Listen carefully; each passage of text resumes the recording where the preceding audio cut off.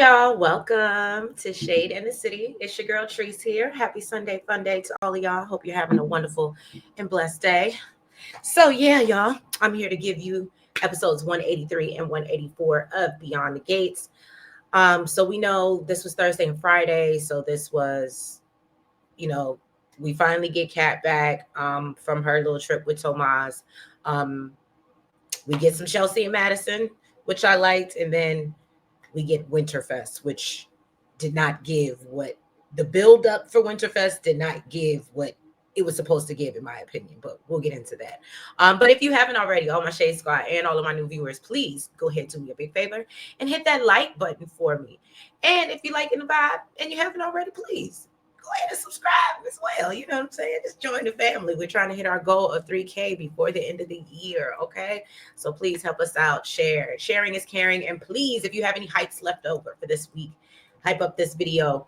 Also, sorry not to be long-winded, guys. I also want to get it out the way. I want to say thank you to everybody who has shared with me, shouted us out, that we're in their top 5 viewership for 2025 on YouTube. Obviously makes me feel good, especially when I look at who I'm on the board with as far as other content creators. It definitely makes me want to keep going and growing, y'all. So I appreciate y'all and I love y'all. So thank y'all for sharing and caring. And yeah, y'all, let's get into this episode of Beyond the Gates. Let's get shady. Lights drip on the skyline paint. Shade in the city, true hits like a banger. I said it, I meant it, no need for disclaimers. Haters right away, but they just false claimers. Concrete beats are heavy like cinder. Looking for one, but the streets feel winter. No filters, no edits, I'm raw with my splinters. My life a movie, they watching the trailer. I'm not gonna hold you. Shade in the city, the life in the mood. You like and subscribe if you feeling the vibe. This is my word, I just let you inside. Shade in the city, I'm not gonna hold you. Shade in the city, my words gon' console you. Like and subscribe if you feeling the vibe. All right, y'all. So episode 183 starts off with Anita going down to the police station. She goes to see Elon to ask him to assign someone, to be on duty or assign an off-duty officer for security for Winterfest, to keep an eye on Leslie. And so she tells him about, Leslie harassing Laura and says, look, I'm willing to pay, because Elon was like, we ain't really got time for that. We got real stuff going on over here in Fairmont Crest. Even though we always see him sitting up inside the station, but that's neither here nor there. So Elon spots Marcel, and so he was like, hey, you get a job. You get a job. No, but he tells Marcel, yeah, I'm going to need you to help out. And so, of course, Marcel's like, yeah, I'm familiar with the case. I'm happy to help however I can, especially if it's a couple extra dollars. Why not? Now, back over at Garland Memorial, Leslie is at the hospital with Peaches trying to cheer her up, but it looks like she's annoying her more than anything. Did anybody else get that vibe?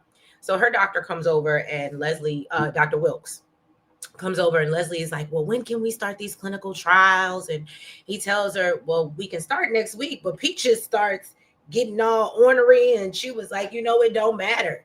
I'm checking up out of here anyway. I'm going up yonder. Why you prolonging stuff? So Leslie pulls Dr. Wilkes to the side and said, what can we do to help Peach's psyche? Okay. And so he suggests, go get that girl some professional help. You want me to suggest somebody to you? Which, of course, that leads Leslie to think about who else but Nicole. This episode really disappointed me. Both Thursday and Friday. Let me just say that. Okay. Then we go to Nicole's office where she's practicing her Winterfest speech, and she gets a call from Carlton letting her know that he had a family emergency, so he's not going to be able to make it to Winterfest and accompany her as her date, which, of course, you can tell she's a little disappointed. And I said, see, that's why you don't be taking folks for granted, okay? So Shanice comes into the office and, she returns one of her patients' wallets, and she notices that something's off with Nicole. And so that's when, Nicole decides to spill the beans and tell her that Carlton canceled on her. And she admits she feels a way about having to go to Winterfest by herself alone, because it's her, first one in a very, very long time. So Shanice was like, well, I don't know how you feel about it, but are you open to blind dates? And so Nicole was like, not really. I barely wanted to go with Carlton. You know what I mean? I was hesitant about that. But she said, I'll think about it. And so that's when Shanice said, oh, I got you to think about it. And she proceeds to go ahead and start putting a plan into action to find Nicole a date to Winterfest. And we talked about this in membership. And the only reason I don't like this situation is because it looks even more kind of trifling. Just her proximity to Ted and Nicole and how close they are, but not only that, now you set up Nicole with somebody so you can go hop on her ex-man's junk. It just, I don't know. And I know you can be like, oh, they're divorced and whatever. And I don't know. It just, to me, I'm not, it's just too close to home for me. Like, that's that type of stuff. I don't care. I'm a feel away. That's just me. But y'all let me know what y'all think in the comments. Anita stops by Nicole's office and she mentions that she's there to get some test results. And so I was like, oh, we still on this health kick. I'm getting concerned. So Nicole tells her about Carlton canceling it. And Anita was like, well, I thought you was done with Carlton. And so Nicole was like, I am, but we were just going as friends. And I said, even your mama don't believe you, okay? So then Nicole tells her about, Shanice trying to set her up, and they get interrupted by Anita getting a notification that her test results are in, which of course makes Nicole, become concerned. And I think we all became concerned because I was like, what are we with these test results? Like, although I can't always agree with what comes out of Anita's mouth, I don't want nothing to happen to her, okay? Do you hear me loud and clear beyond the gates? Just like I'm not buying this Vernon cheating on her, I'm not buying you about to take my good sis up out of here because we ain't having it. We will protest. We will hit the streets. Try me. So now Eva meets Samantha down at Orphe Jeans, okay? And Samantha tells her that, she needs help and she doesn't want to talk to anybody else in the family. And Samantha was like, because everybody else talks down to me. And she tells Eva how she feels like she treats her as an equal. And Eva was like, well, yeah, of course. And I said, no, you know what this gives? This gives, how they be saying you be trying to be friends with your kids? That's what it was given. No, we need to understand. I love my nieces to death, but we're not friends. Okay, I'm auntie, and there are certain things. Yes, you can come to me if you can't come to your mama, but please understand we're not on the same level. We're not equals. Okay. Okay, my bad, y'all. The sun coming in started messing with my lighting. But anyway, so yeah, so basically she tells her like, oh yeah, we're equals or whatever, and so basically Samantha comes right out and said, I need some money, okay, and because some kashish. Okay. And so Eva was like, oh, you need a couple of $20 or something. And Samantha said, no, I need, can you wire me some money? So Eva was like, what type of shit are you into? And so that's when Samantha shares her idea about the free clinic and, because of June and, how she wants to help change the world, make it a better place for you and for me and our human race. Hey, they say the children are our future. Teach them well and let them lead the way. Show them all the beauty they possess inside. Hey, give them a sense of pride. Okay? If you know what that's from, where that's from. Anyway. Yeah, she lays out the whole plan for Eva, and Eva and Mrs. Samantha that this is a real good idea, but it's a very big idea. Okay. And so, but she said, you know what, I'm gonna see what I can do for you. And so Eva jokes, well, I thought you was asking me to fund a trip to Cabo with you and your friends or ask about some birth control. And of course, Kat happens to walk in that moment. Okay. But before that happens, because you know how I do my scenes, I don't be liking to jump all over the place. You know what I'm saying? So Chelsea Madison and Kat and Tomas, they all down uptown on what looks like a double date, right? So Tomas and Kat can't help but share how great their Thanksgiving was, okay? And so they was love making, heartbreaking, soul shaking, love. All right. And so Kat was like, well, how was Thanksgiving for you in Madison? So Madison was like, yeah, I wish our Thanksgiving could have been about us. But the biggest mistake I ever made was letting Chelsea around my damn crazy ass mom. And I said, oh, Madison. So Chelsea was like, it is not that big of a deal. She's putting 20 on 10. And so Madison starts to go in and she was like, no. And she starts telling them about how Chelsea is sitting at this table with this crazy lady agreeing with her lifestyle choices, which again, if you choose to live that way, that's your business. But communicating that to other people. And what did she say? She said something about how her mama thinks that diseases come from bad karma and basically it can be cured with positive thinking. And so basically she don't respect medicine's line of work, Western medicine. You know what I'm saying?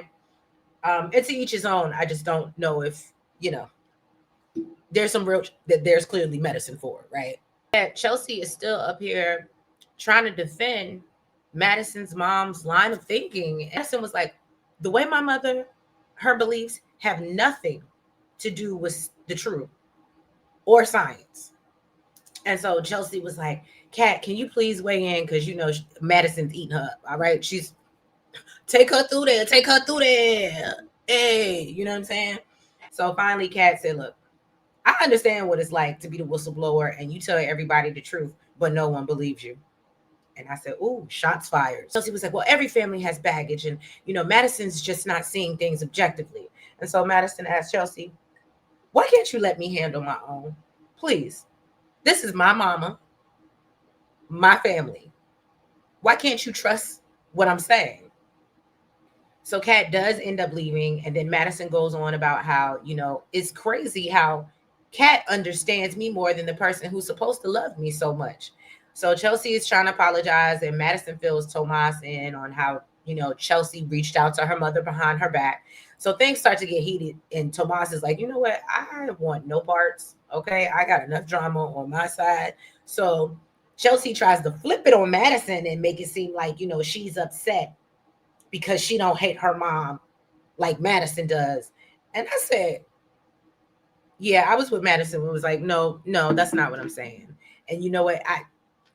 I don't know if y'all picked up on it in the little smart stuff that Madison said to Chelsea, but notice that every time Madison starts to get irritated with Chelsea, she starts to kind of insult her intelligence. Have y'all peeped that? She tries to, like, I don't want to say talk down to her, but basically, like Chelsea said, like, oh, so you think I'm stupid? And I was like, this is not the first time she's done that.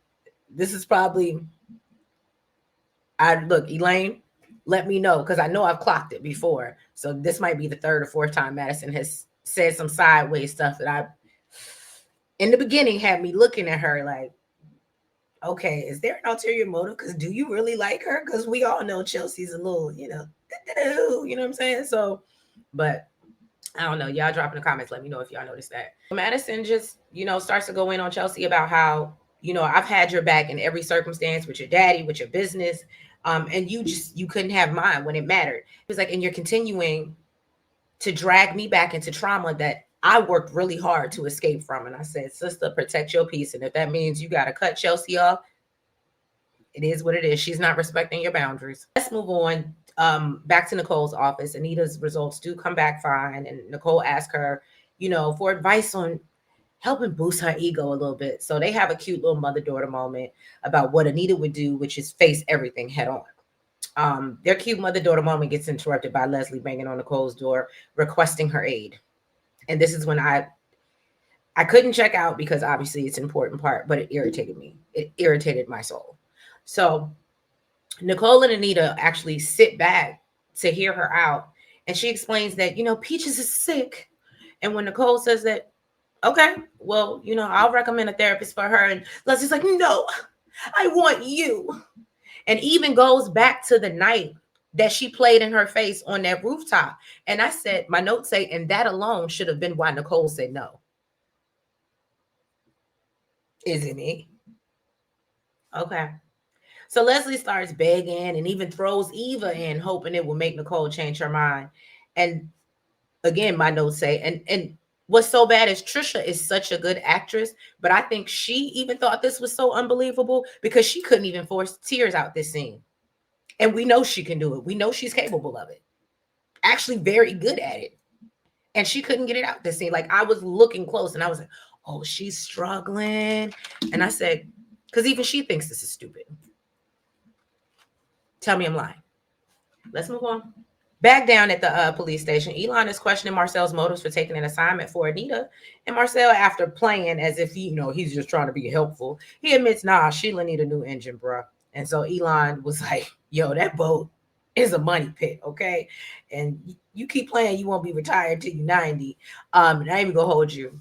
One of my dream purchases is the boat, but that is the one thing that I always hear, that it is not worth the investment and it is a money pit. But I'm a Pisces. I love the water. Okay. It's crazy. I love the water, but I'm not going to say I'm scared of the water. I respect the water. It is an element. I don't play with elements. Okay. Back over at Orphe Jeans. Kat warned Samantha that Eva is the last person that you need to be talking about birth control. And, you do understand if your dad's got wind of this, you would be grounded for life. So Samantha was like, hold on. But, Kat starts coming at Eva and, telling her to stay in her lane. And so June even comes over when she hears the commotion, and Kat is explaining that she thinks Eva is trying to talk Samantha into, making a bad decision, which Samantha denies and points out, I'm talking to my aunt. Kat, your half sister. And so Kat makes it clear, no, no, no. Sharing a father don't make us family, sweetheart. Okay. And so Eva brushes it off and tells Samantha, you know what? This is what she does. She come up here and she start acting crazy. Okay. Unwarranted. And so therefore, I'll go discuss this with my mama. And I'll circle back. I ain't even gonna hold you. The way Eva looked at her when she got up, I said, you better nuck if you buck. So after Eva leaves, Kat sits down and tells, Samantha, you're gonna understand people like Eva when you get a little bit older. And so Samantha said, I hope I never get that old. Because I just don't want to be lashing out at people who are trying to help. And she was like, I don't want to treat people like they're beneath me. And, I was trying to build something. And you actually almost came and messed that up. And so Kat, of course, is a little taken aback. And she was like, I'm just not going to let anyone take advantage of you, Samantha, family or otherwise. And Samantha lets her know, but that's not what was going on. And she said, you heard two words and you jumped the gun. Okay. And then she, showed her little plan for the free clinic. And so Kat then feels, remorseful. And so she gives, apologizes. And Samantha lets her know, look, I've always admired you out of everybody in the family. You know what I mean? You made it your job to make me feel welcome and fit in when I got here. And she said, but something has changed in you. And I hope that you can fix whatever's wrong because I want the old Kat back. My favorite saying, right? Two things can be true at the same time. I think that Kat has changed, but Kat has been through some traumatic since the start of the show. She finds out her dad has been lying for all these years. She finds out that she has a half sister. And then her dad almost seems what feels like completely abandoned her for this new half sister that she's supposed to have. Then the half sister goes and sleeps with her boyfriend, her first love, her first anything. Y'all. And no shade, Samantha. But like Kat said, maybe you'll understand when you get older, but that changes a person. No, I'm not going to be the same person. Now, will I say that, Catherine, and let me hold your hand while I tell you this, okay? Like I said, it be your delivery and how you come. And the bad part is you don't be wrong, but you lead with so much other underhanded and shady stuff that ain't got nothing to do with the actual problem that people can't take you seriously. And it does sound like you're just being, and it does sound like you're just looking down on people. And I think that's why the anti-Kat fans see it for Eva that way. Because you do come off a little bit classist. Or what is it? Elitist. So I don't know, y'all. And y'all know I'm a Kat brat. Okay. I'm the co-chair. I told y'all. Okay. So Leslie then brings Peaches to Nicole. And of course, after she leaves her there, she wants to sit outside the door and ear hustle. And that's when Eva walks up and catches her. So Peaches, was sitting there writing on her board because, she can barely talk or whatever. And so she basically tells Nicole to leave her alone because she don't trust doctors. Okay. She feel like they lie.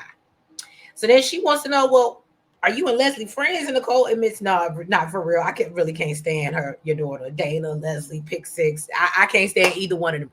Okay. And so, of course, this kind of cracks Peaches up. And so Nicole tells her that, she did talk to Dr. Wilson. He said that the clinical trial could improve her quality of life. And so she advises Peaches, let Leslie spoil you and spend her money on, your care. and enjoy your whatever how many years you got left.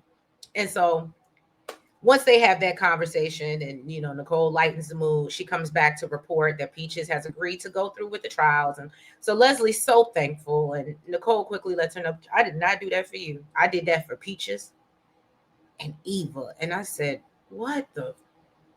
Okay, so back over at Garland Memorial, Madison happens to run into Tomas at work, and he asks if she and Chelsea were able to work things out. Madison admits she feels a little lost, and Tomas can empathize and tells her, you know what, good luck. I hope y'all figure that out. Okay. So then Chelsea has called Anita down to Uptown for advice. She explains the issue with Madison's mom, which we learn her name is Willow. And so Anita keeps it real with her and tells her, you played this all wrong. Anita shares a story about visiting Vernon's family and being wary of his aunt Melba. She didn't understand why they felt the way they did, but knew it was better for her to hold her tongue and trust whatever Vernon and his mama was saying. Anita says she still don't know what the issue is to this day, but to Vernon it was important, and she had to respect that.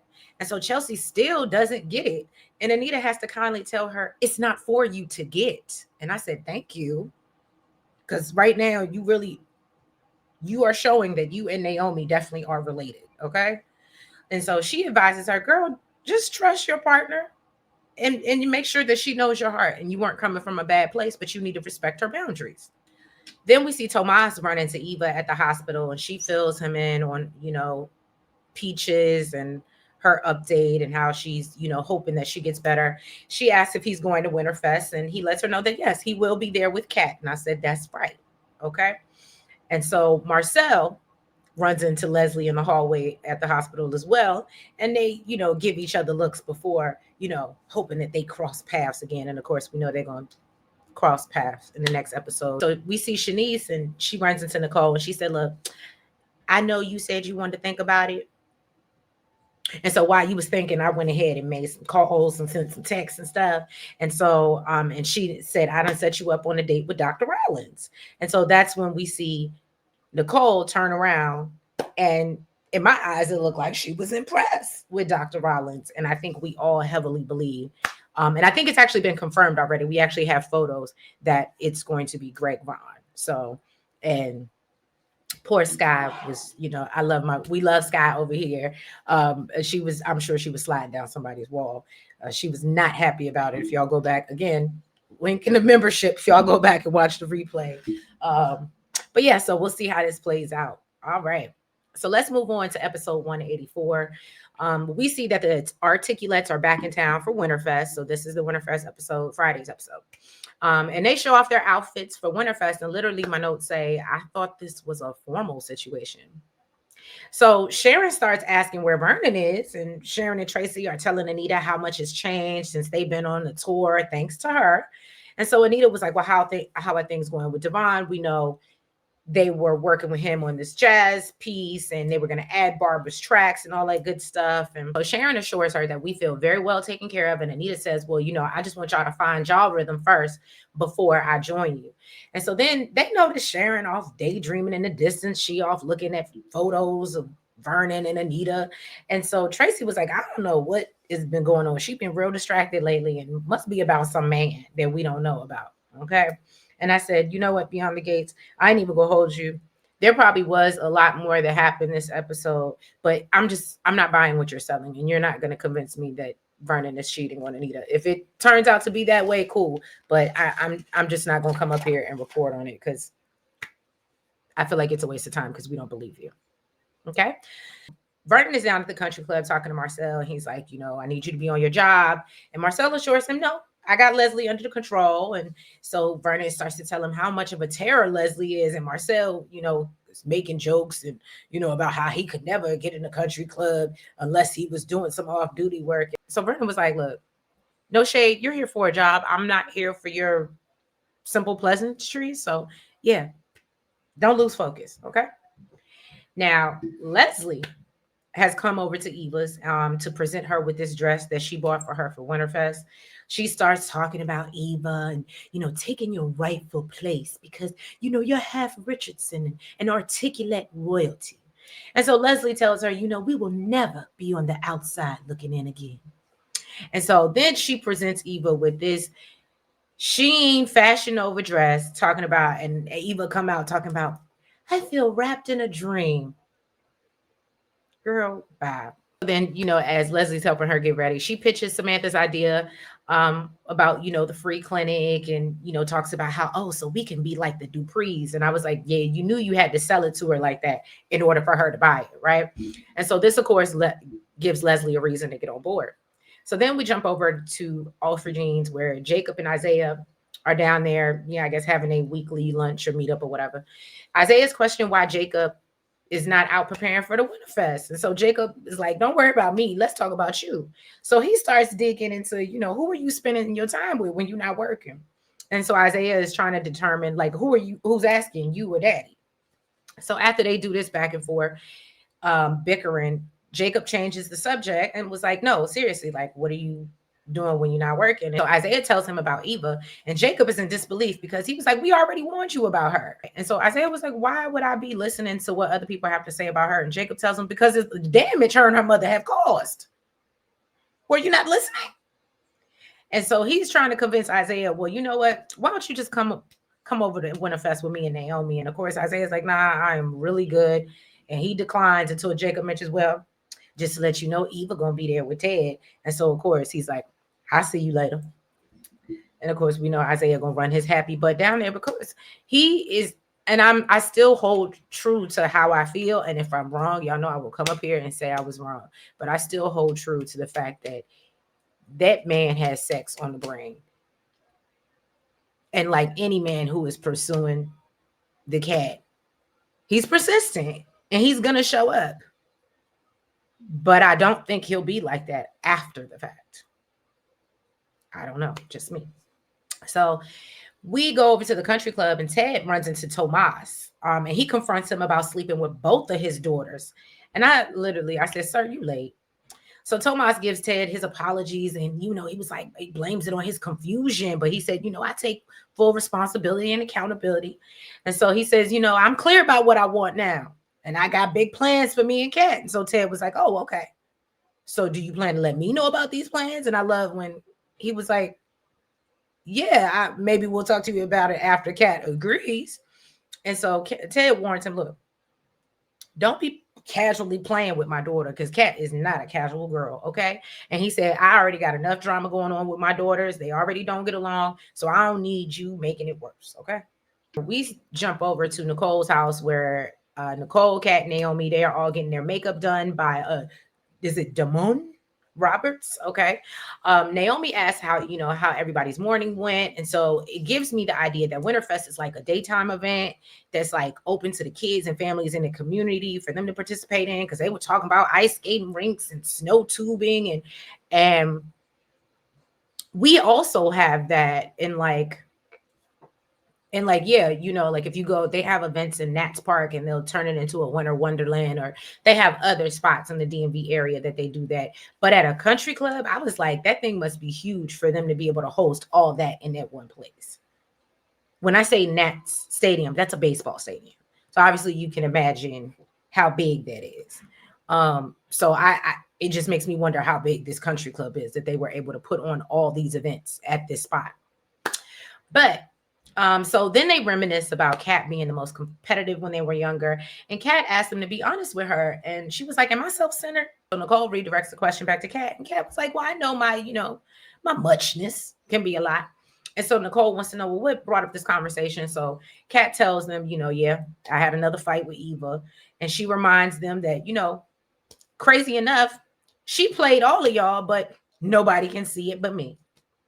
Okay. And she was like, and I just want to know where this Dupree sense of justice is. So that's when Naomi tells her to look. I understand what you're saying about the Dupree sense of justice. You and Jacob tried your best, but we didn't get anything definitive on Leslie. And, family is more important. And she has to remind her that Eva is your sister, which, of course, Kat's like, half. Okay. And so that's when Nicole jumps up telling Kat, you need to move on because Eva's going to be in your life regardless. And I said, Nicole, go straight to hell, respectfully. Respectfully. And I was getting ready to say it last recap, but in this moment, I wanted Kat to turn into Terry from Soul Food, and I wanted her to save this family. Like real talk. She's like, Kat, and remember when you had your debut, and you basically have had years with your father going to Winterfest, but Eva hasn't. And so Kat was like, I don't give a damn. And so Nicole tells her, well, maybe you don't need to find forgiveness, but you need to find acceptance. And so Kat said, I refuse to forgive or accept. That's just what it is. Naomi was like, well, you're gonna have to work through it because Eva's not gonna miss this event. And are you gonna keep not going to stuff because Eva's there? And Kat said, yeah, pretty much. I just won't go if that's what we're doing. And so now I don't agree with this. Now I will say this, Kat, I'm all for you protecting your peace and your space and putting up boundaries. So if you don't want to attend, cool, but you can't be mad at anybody else if they're going to attend and accept her and participate. Um, and honestly, if it were me, I would go and just pay you dust and just act like you weren't there. And honestly, that's why I don't understand why they're beating Kat over the head about this, because which one is worse? Her not showing up and not saying anything disrespectful or being disrespectful, or her showing up and paying that girl dust and acting like she don't exist and making her feel real small, like she's not even in the room.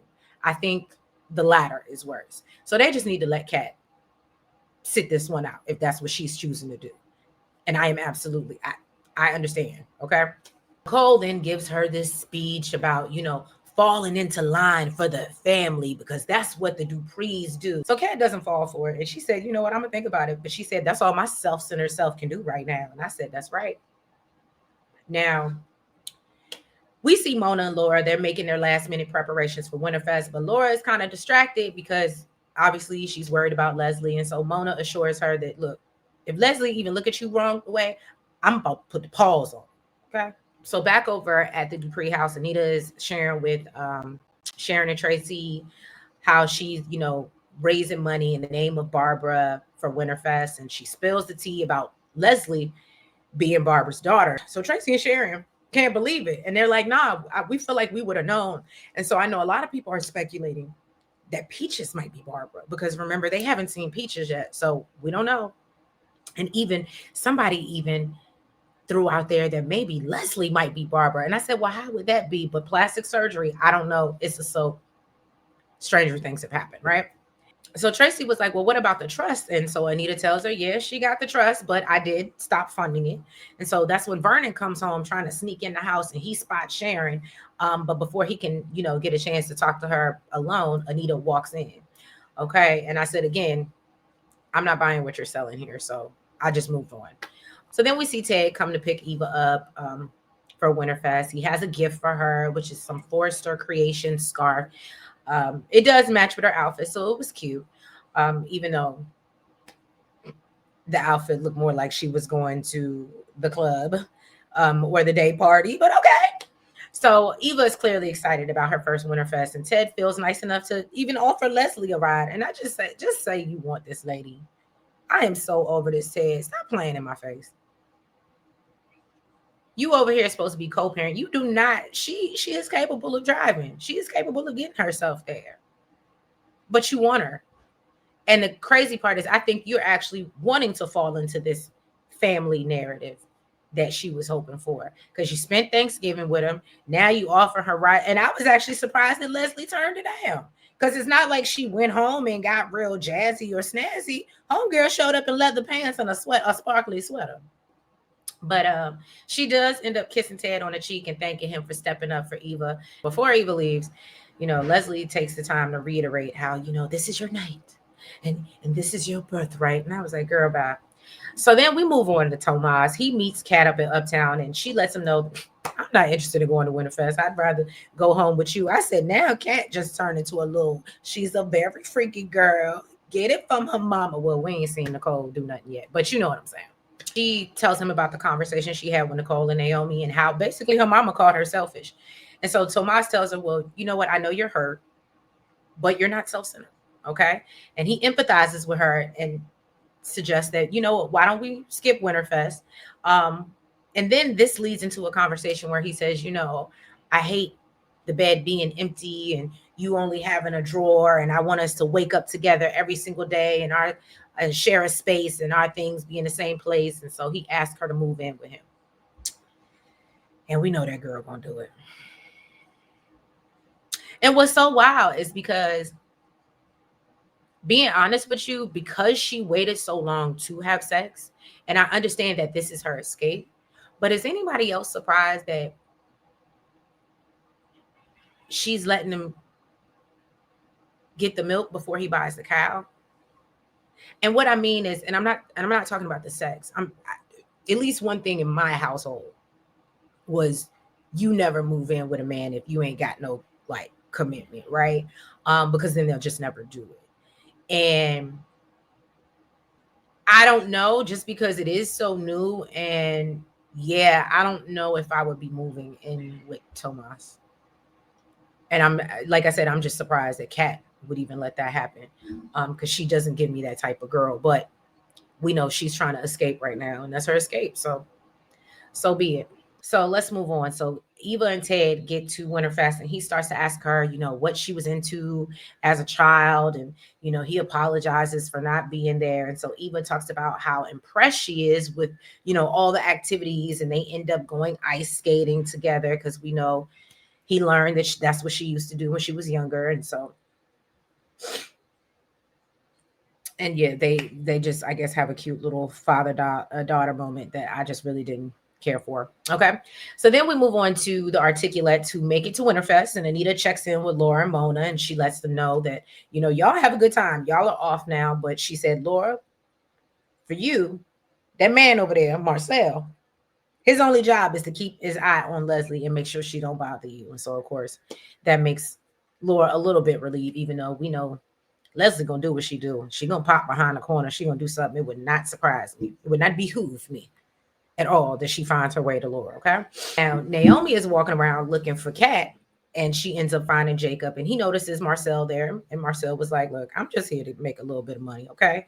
So Leslie walks in her all black leather pants, like I told y'all. We see that Jacob and Naomi are real flirtatious this episode, and I feel like the past few episodes, and that's when we learned that they've been to couples therapy. And I said, oh, okay, that makes sense. So they've clearly, off screen, but they've clearly had a come to Jesus moment. So I was happy to see that. Back to Ted and Eva. He thanks her for coming along as his date because, it's his first Dupree gathering by himself as well. And so, she's like, oh yeah, I know, I feel so bad, Ted. And I said, yeah, we just conveniently forget that you were part of that destruction, but it's okay.